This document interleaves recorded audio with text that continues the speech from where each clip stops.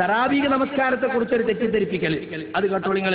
തറാവീഹ് നമസ്കാരത്തെ കുറിച്ച് ആയിഷ റളിയല്ലാഹു അൻഹയുടെ ഹദീസ് നമ്മൾ ഉദ്ധരിക്കാറുണ്ടല്ലോ, അതിനെ സംബന്ധിച്ച് ഇയാൾ പറയുന്ന ഭാഗം ഒന്ന് കേട്ടോളൂ.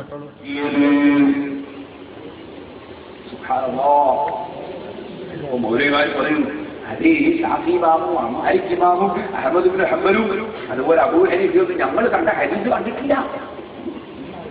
സുബ്ഹാനല്ലാഹ്, 1400 കൊല്ലം വരെ ആരും കാണാത്ത ഹദീസ് ഇവർ കണ്ടു. ഏതാ ഹദീസ്? ആയിഷ ബീവി പറഞ്ഞിട്ടുണ്ട്.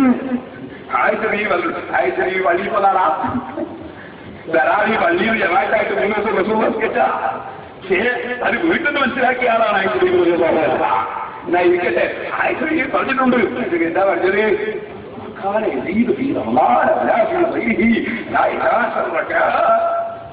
റമളാനിൽ അല്ലാത്തപ്പോഴും റസൂലുള്ള 11 ഏറ്റിട്ടില്ല. അവിടെ തറാവീഹ് ഉണ്ടോ? മൗലവി ആ ഹദീസ് പറയുന്നുണ്ടോ തറാവീഹാണ്? ഇല്ല. ഇതെങ്ങനെ തെളിവായി? അല്ല, തറാവീഹാണ് പറയുന്നുണ്ടോ? ഇല്ല. ഇതെങ്ങനെ തെളിവായി?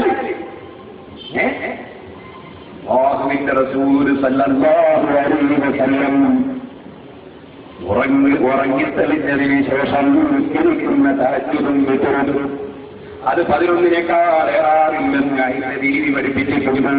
അപ്പൊ ആയിഷ ബീവി റളിയല്ലാഹു അൻഹ പഠിപ്പിച്ചത് ഉറങ്ങി തെളിഞ്ഞിട്ട് നിസ്കരിക്കുന്ന തഹജ്ജുദിനെ പറ്റിയും വിത്റിനെ പറ്റിയുമാണ്, തറാവീഹിനെ പറ്റിയല്ല.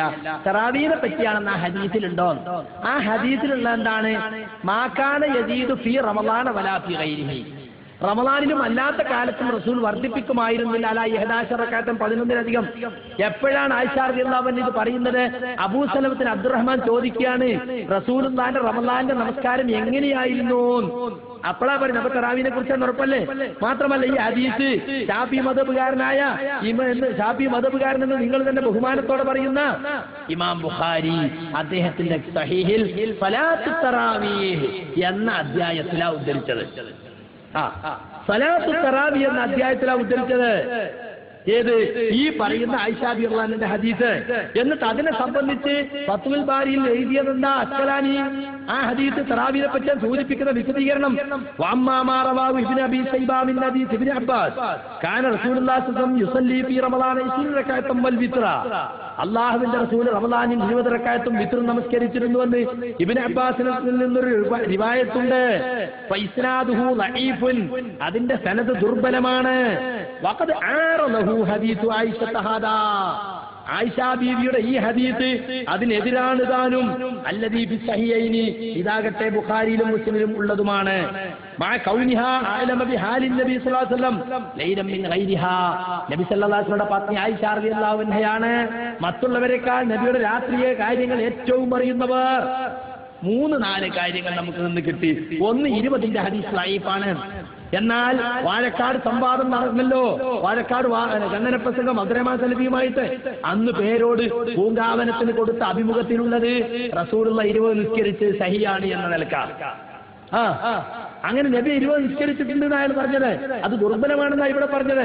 അത് ദുർബലമാകാനുള്ള ഒരു കാരണം ബുഖാരിയും മുസ്ലിമും ഉദ്ധരിച്ച ഈ ഹദീസിന് എതിരാണ്. അവ രണ്ടും ഒരേ വിഷയത്തിലായാലും പരസ്പരം എതിരാണെന്ന് പറയുള്ളൂ. അപ്പൊ തറാവീഹിനെ പറ്റിയാണ് ആര് അംഗീകരിച്ചത്? ഫത്ഹുൽ ബാരിയുടെ കർത്താവ് ഇബ്നു അസ്കലാനി അംഗീകരിച്ചത്. പിന്നെ ഇദ്ദേഹം പറയാണ് റസൂൽ തറാവീഹ് പള്ളിയിലെത്തി നിസ്കരിക്കുക. അതെങ്ങനെ ഭാര്യ കാണുക? തറാവീഹ് 3 ദിവസം മാത്രമേ നബി പള്ളി നിസ്കരിച്ചിട്ടുള്ളൂ.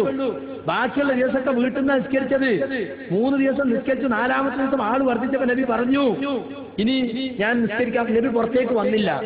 അപ്പൊ ആളുകളൊക്കെ കൂടി നിന്നിട്ട് എന്തേ നബി വരാത്തതിനെ പറ്റി നബി വിശദീകരിച്ചു കൊടുത്താൽ എന്താണെന്നറിയോ? ഈ നമസ്കാരം നിങ്ങൾക്ക് നിർബന്ധമാക്കപ്പെടുമെന്ന് ഞാൻ ഭയക്കുന്നു. എല്ലാവരും പിന്നെ വീടുകളിൽ പോയി നിസ്കരിച്ചോളി എന്ന് പറഞ്ഞു. പിന്നീട് ഉമർ റളിയല്ലാഹു അൻഹുവിന്റെ കാലത്താണ് നബി ആ നിർത്തിവെച്ചത്.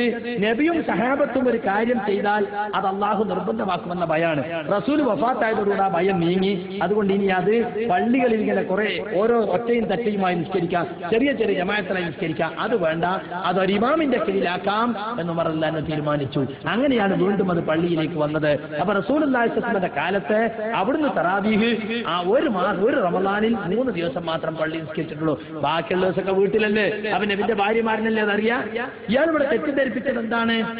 തറാവീഹ് നബി സല്ലല്ലാഹു അലൈഹി വസല്ലം പള്ളിയിലല്ലേ നിസ്കരിച്ചത്? അതെങ്ങനെ ആയിഷാ ബീവി അറിയാം? ഒരു തവണ നിസ്കരിച്ചിട്ടുള്ളൂ, ബാക്കിയുള്ള എല്ലാ തറാവീഹ് നിസ്കരിച്ച വീട്ടിൽ നിന്നാണ്. ഇതെല്ലാ ഹദീസ് അറിയുന്ന ആളുകൾക്കും അറിയുന്ന സത്യമാണ്. അതുപോലും ഇയാൾ മൂടി വെച്ചത്.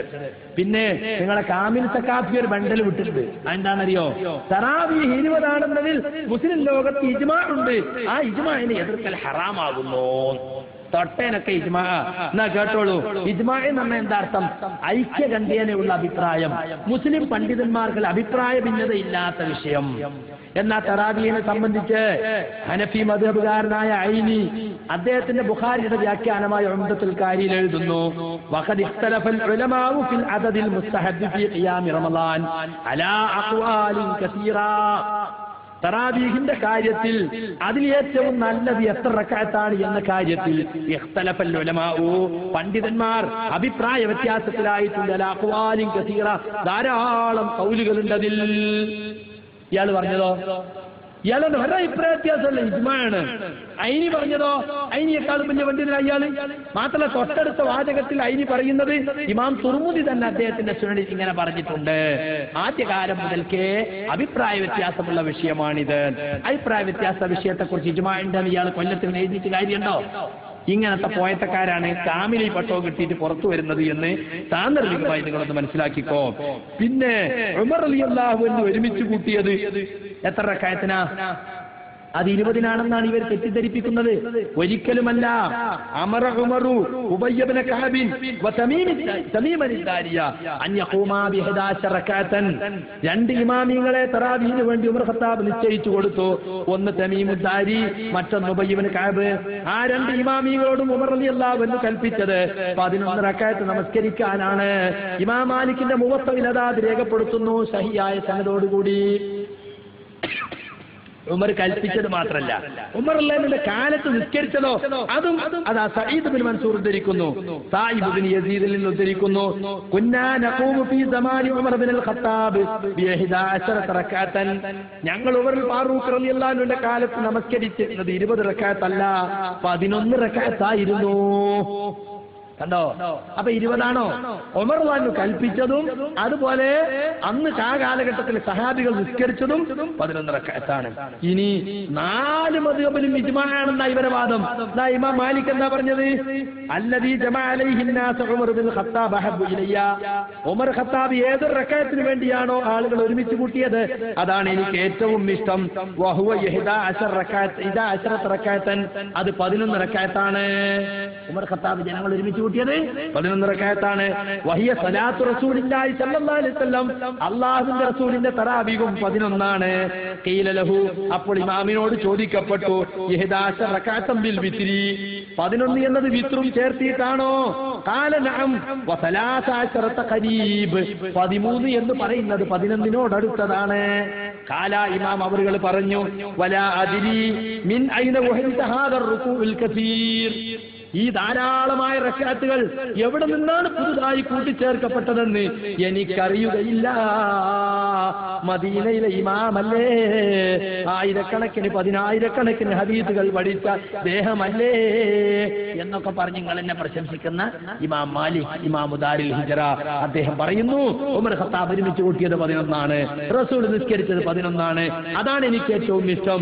എവിടെ നിന്നാണ് ഈ കൂടുതൽ റക്അത്തുകൾ പുതുതായി കടത്തിക്കൂട്ടപ്പെട്ടതെന്ന് എനിക്കറിയുകയില്ല.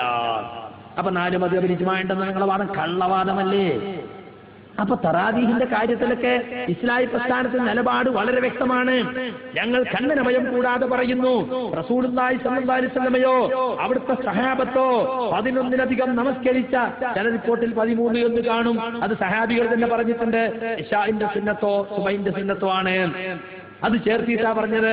അല്ലെങ്കിൽ തുടക്കത്തിൽ ഒരു 2 റക്അത്ത് ഉന്മേഷം ഉണ്ടാക്കാൻ വേണ്ടി എണീറ്റോട്ട് നിസ്കരിക്കും, അതാണ്. അത് 13ലപ്പുറമില്ല. അതുകൊണ്ട് അതല്ലാത്ത ഈ 20ന്റെ റിവായത്തുകളൊക്കെയും ദുർബലമാണ്. ഇവിടെ ദക്ഷിണക്കാര് ഒരു ഉത്തരേന്ത്യൻ പണ്ഡിതന്റെ ഒരു പുസ്തകം വിവർത്തനം ചെയ്തിട്ടുണ്ട്, വാറോലകളുടെ സമാഹാരം എന്ന് പറയുന്നതായിരിക്കും അതിന് ശരി. എന്തൊരു കരളുറപ്പാണ് ഇവർക്ക്. കള്ള ഹദീസുകൾ ഉച്ചരിക്കാൻ ഒരു സങ്കോചവുമില്ല. മൻ കദബ അലയ്യ മുതഅമ്മിദൻ ഫലസബഹു മഖഅദുഹു മിനൻ നാർ. ആരെങ്കിലും എന്റെ മേൽ കരുതിക്കൂട്ടി കളവ് പറഞ്ഞാൽ അവൻ നരകത്തിൽ അവന്റെ സീറ്റ് റിസർവ് ചെയ്തു കൊള്ളട്ടെ എന്നാണ് അല്ലാഹുവിന്റെ റസൂൽ പറഞ്ഞിട്ടുള്ളത്. അത് കളവാണെന്ന് ഉറപ്പാകണമെന്നില്ല. മൻ ഹദ്ദസ അന്നീ ബിഹദീസിൻ യുറാ അന്നഹു കദിബുൻ, ആരെങ്കിലും എന്നിൽ നിന്നൊരു ഹദീസ് ഉദ്ധരിക്കുന്നു, പക്ഷേ അത് കളവാകാൻ സാധ്യതയുണ്ടെന്ന് അയാൾക്ക് തോന്നുന്നു. യുറാന്ന് പറഞ്ഞ യദുന്ന് വിചാരിക്കുന്നു, ഉറപ്പൊന്നുമില്ല, എന്നാൽ പോലും ബഹു അഹദുൽ കാദിബൈൻ, അയാൾ 2 കള്ളന്മാരിൽ ഒരാളാണ്. 2 കള്ളന്മാരാരാ? ഒന്ന് ഈ ഹദീസ് തെറ്റിയുണ്ടാക്കിയ ഒന്നാമത്തെ കള്ളൻ, രണ്ടാമത്തെ കള്ളൻ അത് പ്രചരിപ്പിക്കുന്നവൻ, പുസ്തകം എഴുതി ഫലായിൽ കിതാബാക്കിയും കാസറ്റാക്കിയും ഒക്കെ പ്രചരിപ്പിക്കുന്നവൻ രണ്ടാമത്തെ കള്ളൻ. അള്ളാഹുവിന്റെ റസൂലിന് കള്ളവ് പറഞ്ഞാൽ അതിന്റെ ശിക്ഷ എന്താ? നരകം റിസർവേഷൻ ചെയ്തു കഴിഞ്ഞു നരകം. എന്നിട്ടാണ് ഈ തറാവീഹ് സ്ഥാപിക്കാൻ വേണ്ടിയിട്ട് കള്ള ഹദീസുകൾ ഉദ്ധരിച്ച് പുസ്തകം ഇറക്കിക്കൊണ്ടിരിക്കുന്നത്. അതുകൊണ്ട് സുഹൃത്തുക്കളെ, ഈ പേരോടും ഇതുപോലെയുള്ള മുസ്ലിയാക്കന്മാരൊക്കെ ഈ വിഷയത്തിൽ വലിയ തെറ്റിദ്ധരിപ്പിക്കലാണ് നടത്തിക്കൊണ്ടിരിക്കുന്നത് എന്ന് പറയാതിരിക്കാൻ കഴിയില്ല.